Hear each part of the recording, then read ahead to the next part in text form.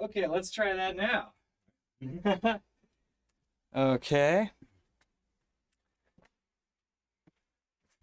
Let's see. We should have this nice and even for everybody. All right. Hello, whoever's watching. I'm Sam Irvin, and this is the Irvin Music Studio Wednesday night 8 to 10 live stream. Thanks for joining us, or maybe watching this after the fact. Always checking out some bug fixes at the beginning of each episode. Always trying to deal with those technical difficulties, but it looks like we're up and running. If you can't see us or you can't hear us, comment, and I'll probably see it way later and put a palm against my forehead. I'm here with Byron, who's been on once before. I think you were episode 3. I meant to look, but I don't remember. Okay. Thanks for being back on the show, Byron. Anytime. Yeah. You Good to see you again, Sam. Good to see you. Yeah. Welcome back to the studio. I've rearranged it since you've been here, so I definitely want to talk about that. You smash the drum kit, I should say. I don't know, that's a good verb I've been liking recently. Smashing the kit.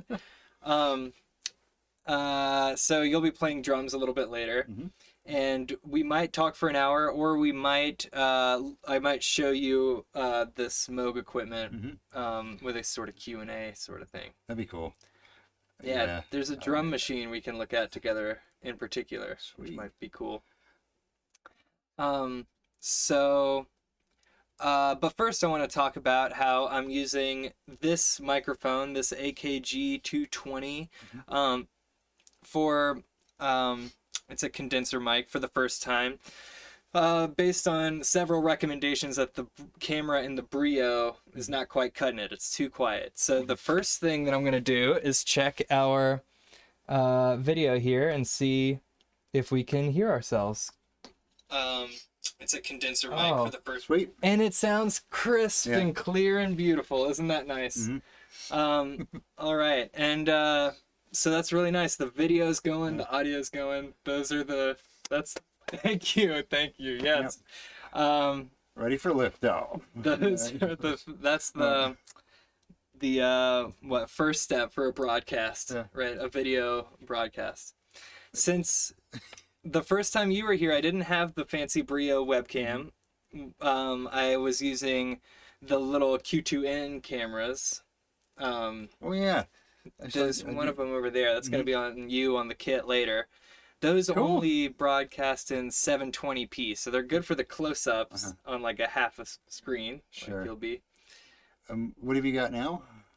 This is a Logitech Brio. Okay. It's like a camera meant for like Zoom meetings, right on your face. Sure. But it's supposed to go up to 4K, but it keeps freezing. See, we've lost video. Oh, that is infuriating. So let me go back and try to fix that real quick. So what is it, the bit rate that you think? Yeah, perhaps. Let me see if I can get in there and figure it out. We're going to have dead air for a minute, everybody.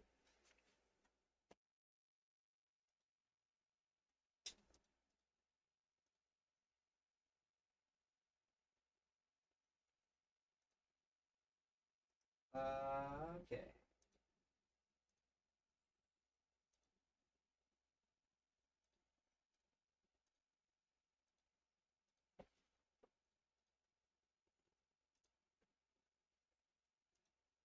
Oh, I remember half of these books.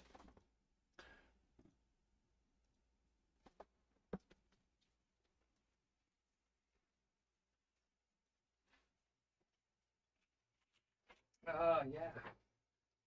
Okay, dead air. That's exactly what everybody wants to hear.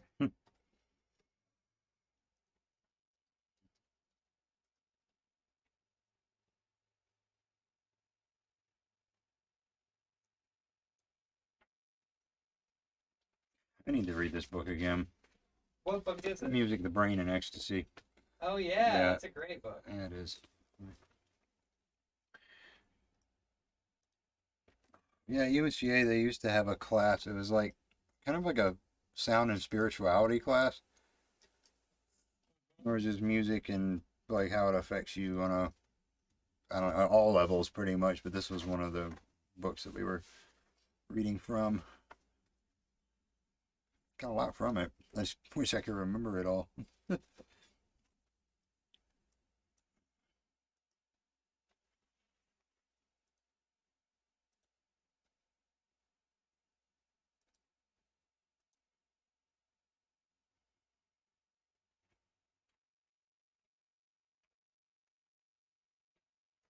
Hmm.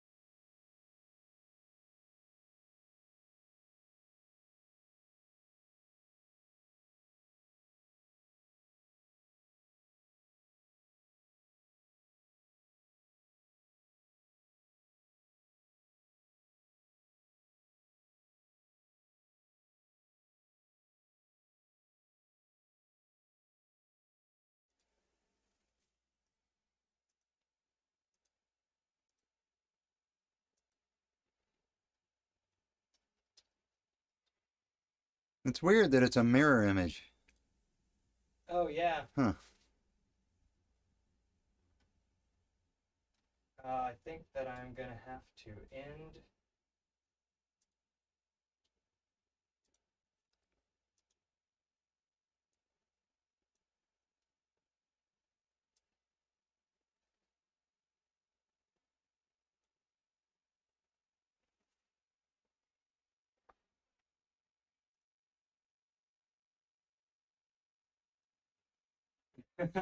All right, we'll just have a very interesting angle for this session here.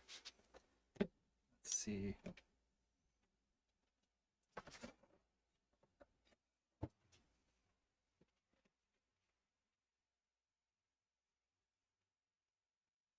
All right.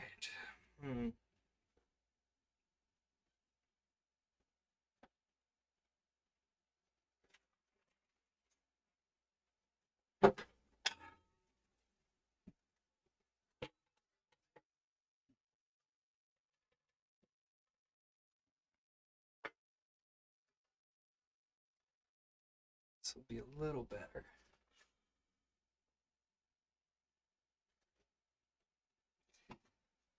Okay. Well, now we can at least talk. And we're back. All right. The lag there on our monitor is a few seconds behind, so I can see the vertigo that I just gave everybody by installing this new camera over there. Okay, so as I was saying, I got this fancy new Brio webcam that is supposed to shoot in 4K. And then it was freezing on that video that I was trying to do 4K with. But I thought I had tested it out the other day with 1440, working out okay. But so that's still what this video is geared up at. But we're shooting in 720p, just scaled up to 1440. So it might be a little blurry for everybody at home. But it looks okay on our monitor there. We all hope you enjoy it nonetheless. Yes. Close your eyes and listen to our soothing voices. At least the sound is good. Upgrading to the condenser mic is good. This experience, it's been a learning experience the whole time, for sure. Sure. Never will stop either. Yeah, there's always going to be a new bug. I've been joking with a couple of people I've had on about how I should do a second season with the same guests, but with less technical difficulties, You'll love that. But we'll see. But so this would start season 2. You're back. Yeah, I'm back. The last jam was pretty good. We had just guitar and drums. Yeah, and then your loop station. And did I use the loop station? Yeah, you did. Or you used I forgot what device it was, but you were tapping into it and creating a bass loop with it. Oh yeah, I was sequencing with the Mother 32. Okay. Yeah, some bass stuff. Yeah, so that was cool. That was good. Filled in the low end very nicely. Definitely, yeah. I'll probably use my Head Rush looper board with the grandmother over there for the bass a little later when we're jamming. So what question for you, like the names of some of these things, grandmother, mother. I was not in the marketing department at Moog. Does it? But is the grandmother like the bigger machine, or it has more features, or the mother's? That's right. They started with the Mother 32, and then there's drummer from another mother, and they're part of a 3-piece set. The other piece is just called the subharmonicon. So I guess they gave up on I like that. But after the mother came the grandmother, which is just a more fully featured version. It's got the actual keyboard and stuff. Okay. And then there's an even more mega version, the matriarch, which that's the one over there under my computer monitor. Okay. Yeah. Okay. Nice. Mm-hmm. The one with the colored pads up top, or it's got all the dials and then it's got the colored sections. Yes. Yep. And it's it's got 4 voices, where the Mother 32 and the grandmother each only have like one tone. They're monophonic. Okay. Yeah. Gotcha. I said voices, but I think they have multiple oscillators. Okay. but you only get one. You can't Yeah. have a harmony, or Yeah, or like you can harmonize it, but then when you hit different notes, that harmony remains parallel. Yeah. But with the matriarch, you can have 4. You can move those notes wherever you want. Okay. Hmm. Neat. Cool. Man, I've always been curious as to the names of some of these pedals and stuff. Like, I mean, sound like Moger Fugger. That's pretty obvious, but They hit that one on the head for sure. and that's what these are, right? This box you've got here, you've got 6. Looks like 6 units in this box.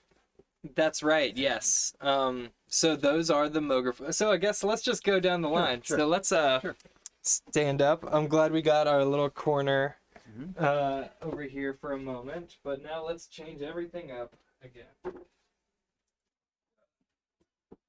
Ooh, this will be the. Got it all? I will eventually. Okay. This will be the sloppiest one yet, everybody. Okay, so Byron's talking about all of this stuff over here. And we're going to look at it. And I'll put the microphone right here. Now, I do believe that we've got some tone coming through here.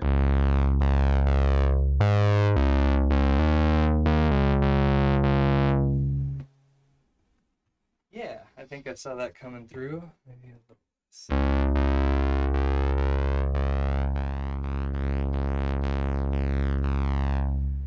We can only listen to it very low, so we don't get any feedback from that microphone. Sure. So what's this? So this guy, let me make sure that everything is on Okay. on camera here, including us, our tasty selves. All right. Not just our butts. So, so this is a Keith McMillan. This is just a controller, the Q Nexus. It has some neat features that you can plug it into the computer and set up different parameters because it's touch sensitive in various ways. It's got velocity, so I can make it quiet louder. I can mess with the filter. It looks very easy to play. I can tell that, yeah, it's very sensitive. Yeah, so when I wiggle it, it might be worth to get headphones involved. Okay. But yeah, let's do that so we can actually hear what's going on. But this is controlling the Minotaur. You know what? You hold those. All right.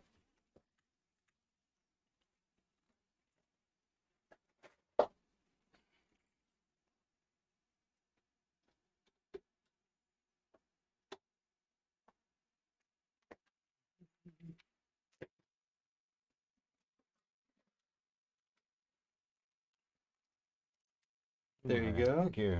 All right. And my pair.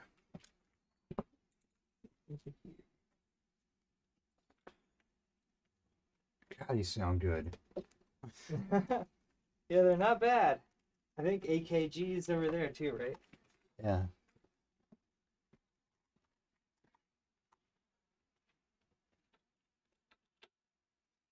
Check, check. Oh, yeah. So we sound okay. So the cool thing about my setup is that I can take a sound like this Minotaur. Of course, I can mess with the actual sound of the instrument using the synthesizer itself. Try to get like a nice.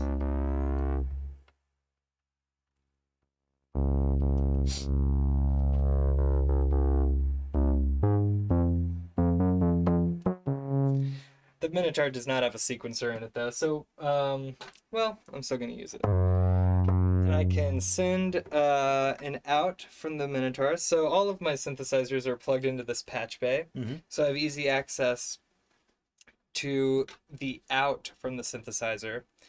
This patch bay operates as like a three-pronged multiplier. So when I plug the synthesizer into the patch bay, I end up with a double of that. And one of those gets sent to the mixer, which is coming out and into the interface. But one of them gets sent out of the front of the patch bay, and then I can send it wherever I want. So over here we've got those Moog Fogers that we started the conversation with. That's what I'm trying to get to now. And we can go through, I'm going to turn them all off. And of course I would need to turn them on wherever they're coming into.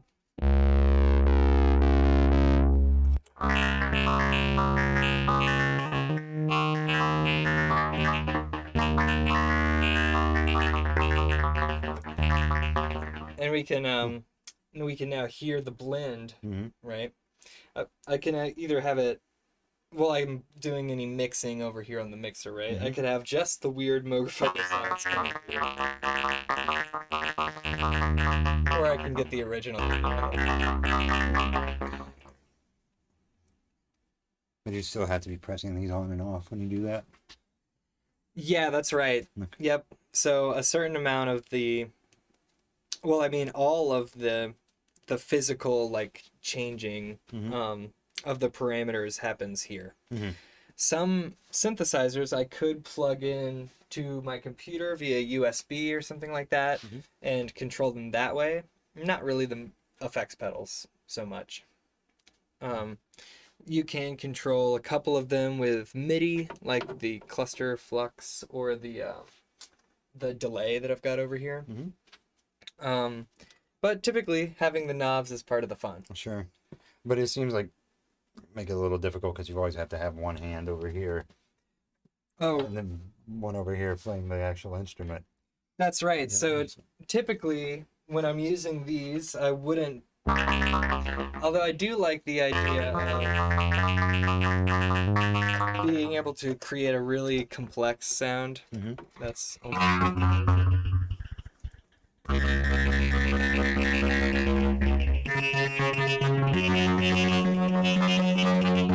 mean, that's almost a song in itself. You get some drums behind that and a beat, you know. It's reminding me of Aphex Twin a lot. Right. Yeah. I think he was a little bit more deliberate than whatever I'm Sure. accidentally running into here. But typically when I'm using it, I would use something like you mentioned earlier, a sequence on, like a bass sequence on a different synthesizer. So let's take it away from the Minotaur and attach it to the Mother 32. So I've got this Mother 32 that we should be able to hear right here. Good. Also set up for a nice bass. We can do... you get pretty bluesy with it. Let's keep this clear. And I don't know, I guess I've been not keeping this one clear. But there's only so much we can do, everybody. Oh, I wonder... Oh, Instagram's not hearing any of this music right now, so that's part of the trouble. I'm sure they're curious. Right. What are they doing? I'll turn that up just a little bit. How much can I turn it up without it sounding bad in our headphones? I think about like that. Alright, and so now I've got the sequence set up in a way that I like it, and I can...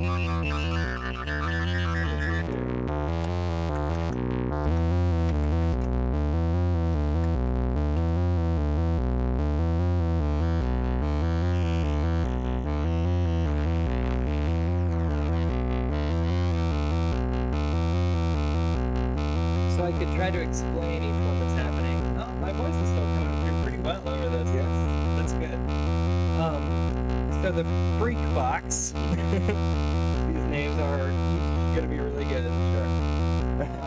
The Freak Box basically adds a secondary sound, an oscillator that's tracking the frequency of whatever we're listening A modulator? to. So it's got an envelope, which is modulating the sound. There's a frequency modulation that's happening, and so I can change the length of time that it takes for that frequency modulation to happen, and I can also change the amount of the frequency. Let's see if I can use it here. How about?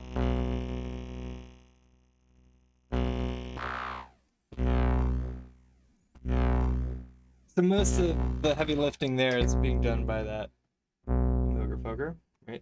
It's a pretty boring sort of a one-note bass thing that I've got going on, but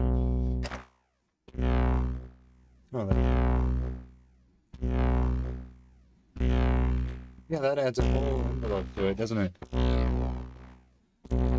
Yeah.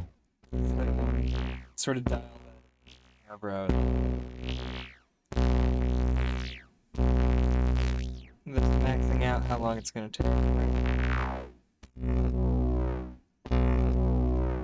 That's a shorter envelope. Short and not a lot happening to it, right? That's short and is still a big peak on it. Long.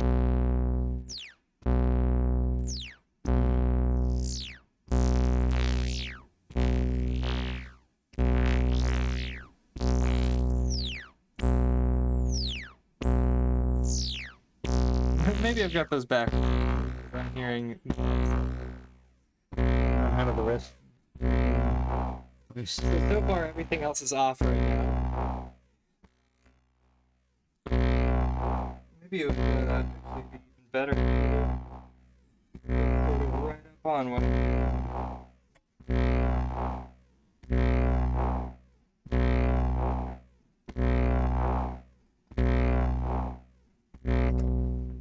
I do want to go back to something more fun than that, though. I don't know if I can handle that for that long. Mm-hmm. It's like Chinese water torture, man. Right. Ah!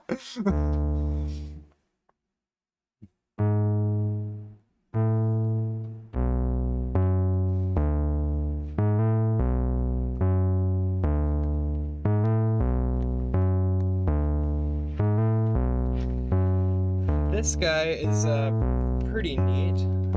Which of these cables can I get out of the way? I wonder. Like this one.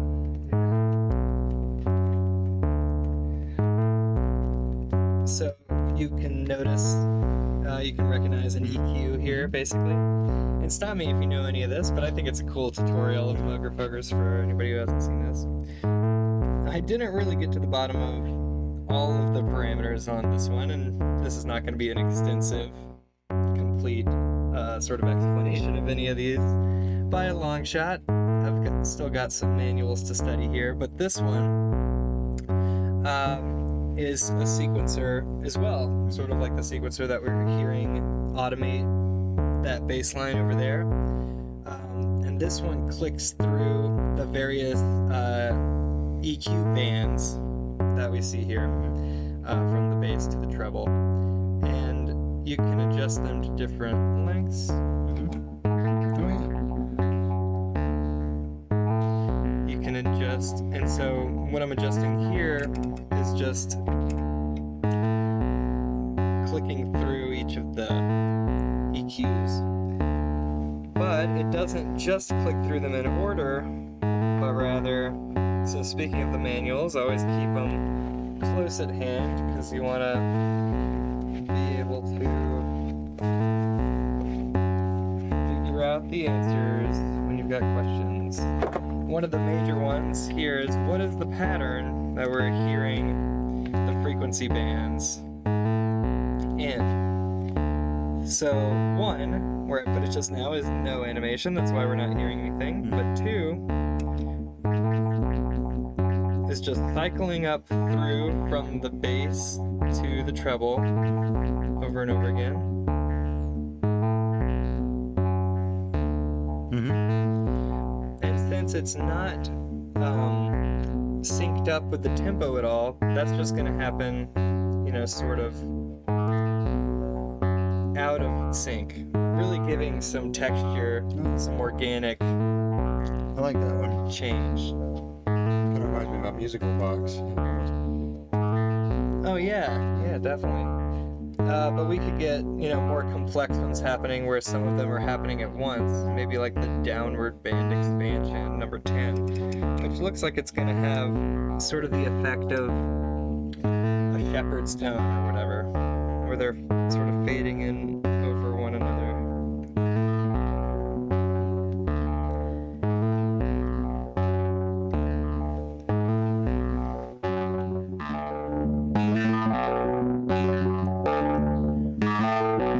I turned off the original sound there and took out the blend, and now we're just hearing the full mix of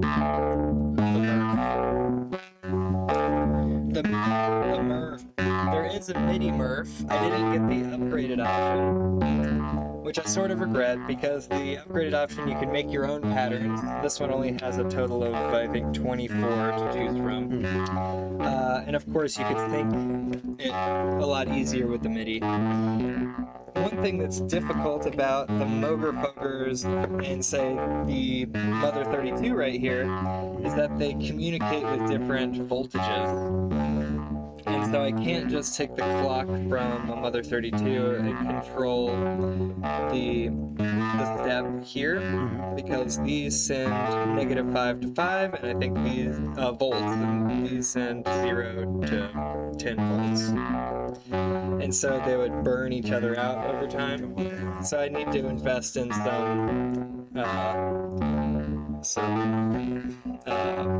what would you say? Some adapters to send this to. Alright. So we're back to our original sound. Now I've got a ring modulator. Those are fun. Absolutely. So it sounds like you already know, but what the ring modulator does is add it takes our original sound, you set a new frequency, so there is an oscillator in there, but then the ring sets up sort of a logarithmic relationship and creates a third sound that is, it's not a blend of the two or an approximation, it's, I'm not sure the math behind it, but it relates to both tones in a very specific way that creates. I don't want to say it's like a differential, but it was explained to me a long time ago how this works. And I want to say it has something to do with the differences of the tones, sorry. Differences of the tones, and this is what results. Because I know the ring is related to this, but you're right, I don't know exactly how. We could look it up in the manual. Let's check it out.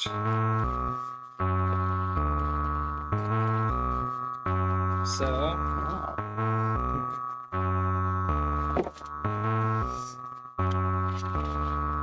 what is that vocabulary that we're in search of? Is this good live streaming? I wonder who's watching this right now. Hello! Well, I mean, the tone doesn't have to keep going.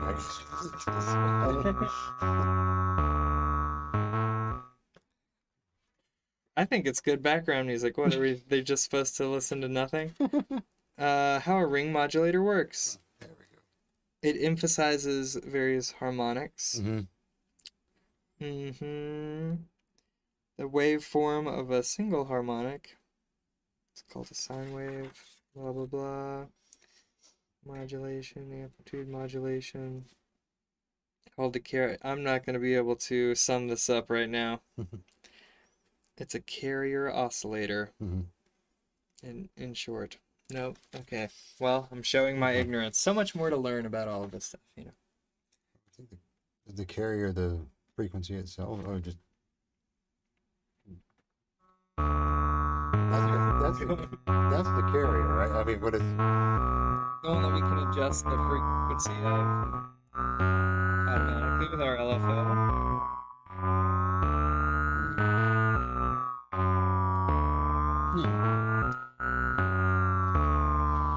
I'll have to come back on a later episode and follow up with exactly what's happening there with the ring modulator. All right, low pass filter though I can talk about a lot more intelligently. This one is just like our EQ band down here. It's going to affect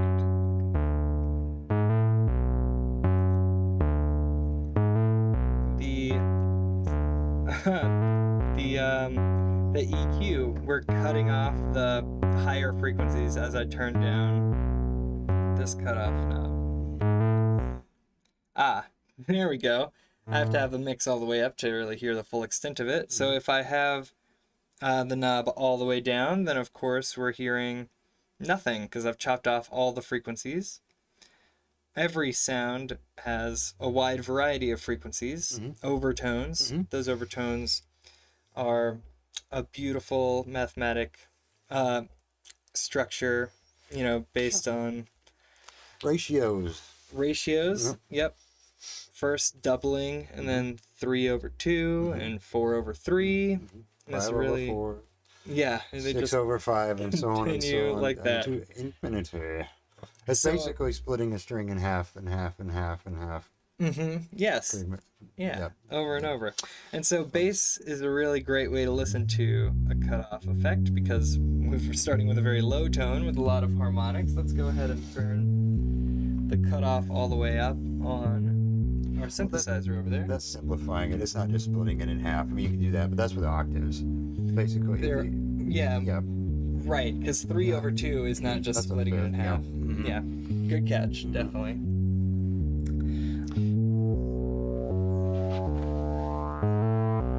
Oh, I can tell this one would be one of my favorites.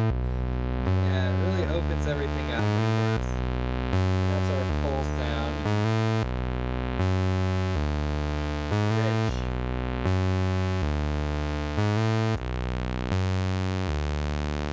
Different waveforms have different amounts. Yeah, different timbres, and those timbres have to do with the different amounts of harmonics. So we were listening originally to a square wave, and those only include the odd harmonics. I I didn't know that. Okay. Whereas a sawtooth includes a lot more. This is my favorite.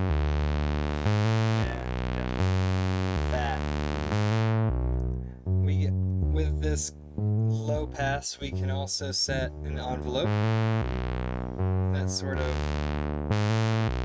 act as an auto wah.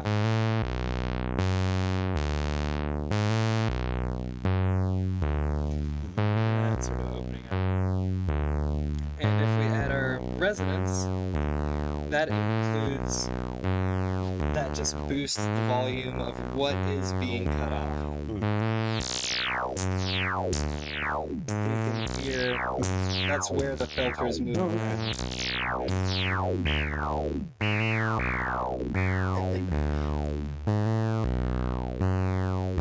So you can get some really sweet auto wah kind of sounds out of there. Like that.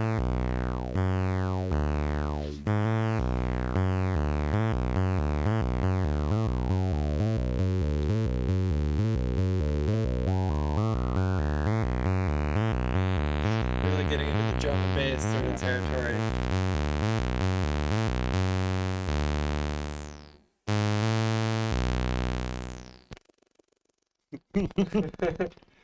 Pedal party. Oh well. This is one of my favorites, the phaser. Yeah.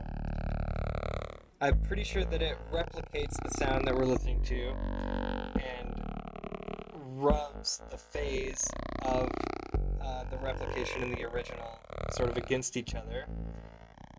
Of course, we can visualize the vibration of a sound as a waveform that has a mountain and a trough, right? And what that's actually symbolizing is the compression and rarefaction of whatever medium the sound is coming through. I'll Although with electronic instruments, it can also represent voltage, Yeah. and those can. I mean, that's the whole essence of electronics, or how the sounds are created, right? I mean, it's voltage manipulation. What was that? I mean, the original synthesizer was a voltage control device, right? That's right, and all of these are still analog, so what we're hearing is the sound being manipulated by the chips in these things. So it is the there's a one-to-one correlation between the way the electricity is being moved through this and what we're hearing, rather than digital equipment that would turn our sound into ones and zeros back. Well, it's so crazy. Like, I'm listening to this to the headphones. I know these are reference headphones, but man, the warmth. Just you can just tell it's not digital. I mean, it's almost breathing. Like it's a lot more organic sound. I think. I don't know how else to describe it. Breathing is a good word for it. Yeah. Definitely. It's an infinite curve, right? There's no clipping. Or, you know how digital basically is an approximation of a wave. Oh, right, Whereas, yeah. Analog, I always thought analog had an edge over it just because it's a perfect circular function. It's a not a straight line, but I mean it's an uninterrupted flow. Whereas you look at digital, like say you take a digital wave and look at it under a microscope, if you could do that, it would look like a staircase. With pieces of it cut out. But it would still follow the curve, but you'd be missing information because you couldn't get it there. That's right, yeah. To be fair to digital, we're living in an incredible time where it's so precisely, those staircases are so minute that they're far below what we could ever perceive, But still, I think there's something special about the realness of the immediacy. It's like reel-to-reel recorders versus digital recorders. It's just there's no information lost in a reel-to-reel at all. I mean, it's just magnetic bits on a tape. Yeah. Everything's just falling into that place. I just think it's cool. I'm a big fan of analog.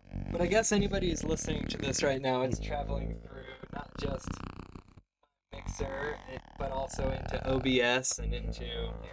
So it's being adulterated, to say the least. It is. Let me check this out and see. I just think I guess anybody who's listening to this right now, it's traveling. Not just. It's coming through, yeah. That's good. Yeah. Well, I think we stopped talking at this point. Yeah. So it's being adulterated, to say the least. Alright. So, where was I? We've got, this was the phaser, right? Mm-hmm. Again, we're messing with the phase of the original sound, wave, and the duplicated sound wave, which is scooted just enough, or is continually modulated and scooted, to create this phasing effect. Yeah, I mean, I learned that about, in particular with radio waves, how radio stations will actually, in order to increase the three-dimensional effect of the sound coming through your speakers in the car, pretty much they'll offset that carrier just ever so slightly. And it has the effect of broadening the sound, giving it more depth. But it's so, it's such a slight phase you wouldn't even notice it. Then it brings to mind, I don't know if you ever listened to Steve Reich's music. Steve Reich's great, Yeah, his phase music. I mean, I think he was the guy that pretty much pioneered. Well, maybe that's more of a rhythmic modulation sort of stuff. It's or gamelan-esque kind of. Is that what you're getting at? No, he actually did phases where he would